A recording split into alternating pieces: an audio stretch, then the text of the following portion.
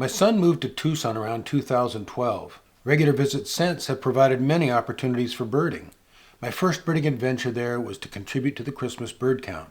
We counted birds around Arivaca Lake near our southern border with a local who brought a canoe. Tucson is encircled by mountain ranges, many of which are tall enough to be described as sky islands, montane habitats surrounded by desert.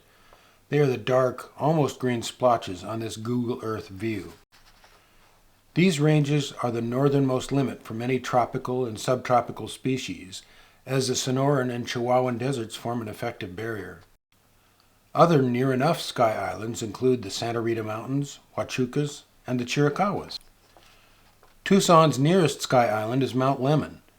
It is a short drive, climbing to over 9,000 feet. Possibly the first place to visit would be Sweetwater Wetlands, which is within the city of Tucson. eBird cites that 315 species have been observed in this modest 25-acre wetland. Besides birds, there are the usual riparian mammals, skunks, raccoons, and the like, but it is well known for giving visitors close looks at bobcats, at times with their young. Sweetwater has a history of bobcat families that are not overly shy. Pima County, which includes Tucson, boasts 481 species. I've limited the species shared here to those having North American ranges entirely within the southern parts of Arizona, New Mexico, and Texas. These are the species that motivate one to visit Southeast Arizona. From here, this tour will go to the Santa Rita Mountains, Madeira Canyon, and the Santa Rita Lodge.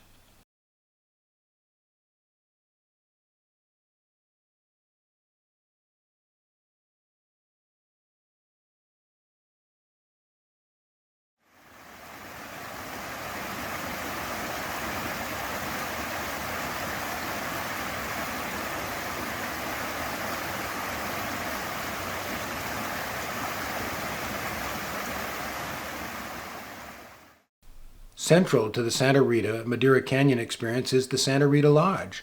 They maintain bird feeders year-round, and they are always active, sometimes with very special species.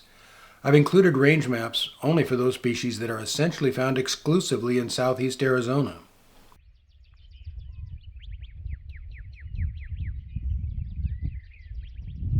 Arizona woodpeckers are special for only having 5% of their range in Arizona and for only being found across maybe 5% of the state? Okay, I am revealed. Not all of my pictures are so great, but I am gratified to have seen these rarer birds. I'll keep going back and will eventually get better images. I suppose Rivolis will return to its earlier moniker, the magnificent hummingbird, under the general species renaming program that is underway.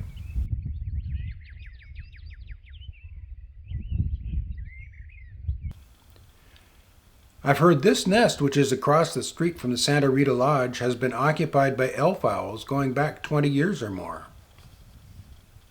Coatis, or coatimundes, are in the raccoon family and are seldom seen north of Tucson. That crooked tail tip is characteristic and moves independently of the rest of the tail. Baboquavari Peak lies southwest of Tucson and is an iconic Arizona summit. Along its flank lies the 182 square mile Buenos Aires National Wildlife Refuge. The refuge has a program to restore grassland habitat primarily for the purpose of restocking an extirpated species, the masked quail. Weather and agricultural practices over the last century allowed mesquite to take over the grasslands. Mesquite is now being removed and concentrated into tall bush piles for now, as this one.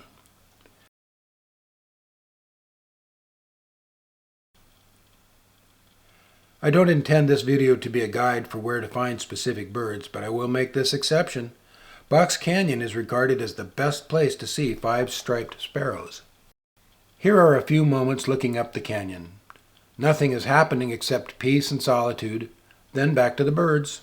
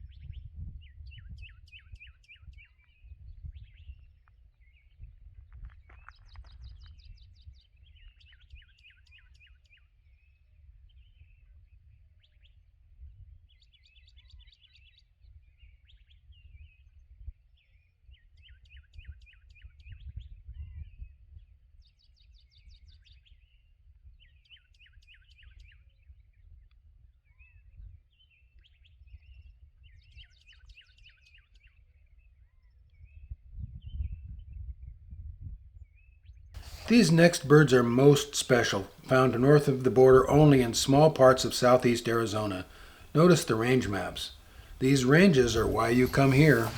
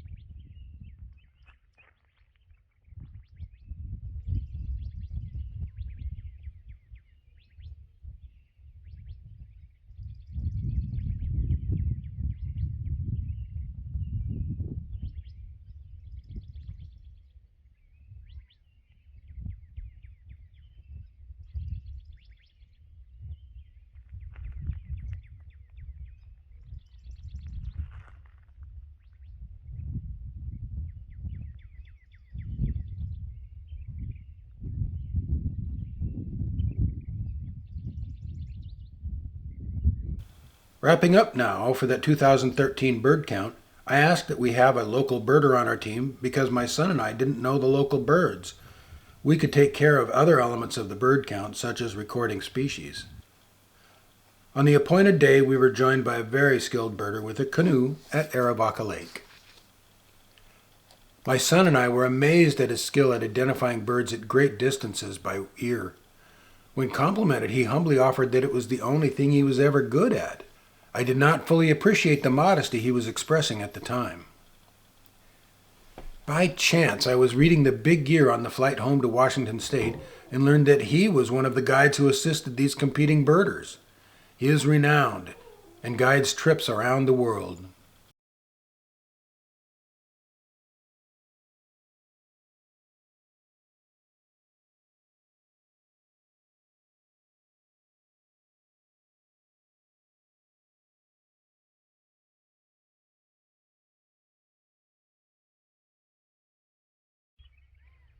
This is Porter, Arizona at daybreak.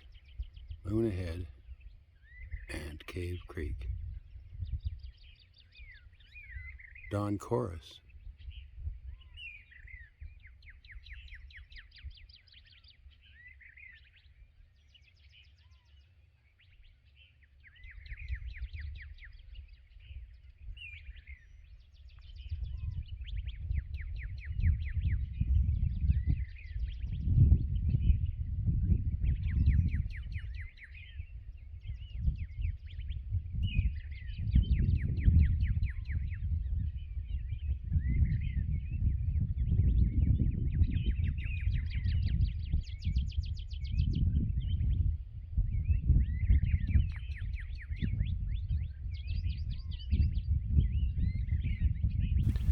We now appreciate how fortunate we were.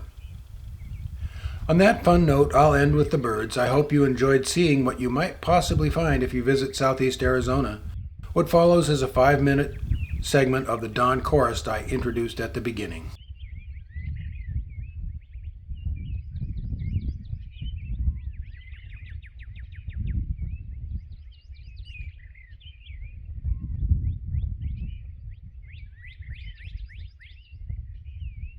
Central to the Santa Rita Madera Canyon experience is the Santa Rita Lodge. They maintain bird feeders year-round and they are always active, sometimes with very special species. I've included range maps only for those species that are essentially found exclusively in southeast Arizona. Arizona woodpeckers are special for having only 5% of their range in Arizona and for only being found across maybe 5% of the state? Okay, I am revealed. Not all of my pictures are so great, but I am gratified to have seen these rarer birds. I'll keep going back and will eventually get better images.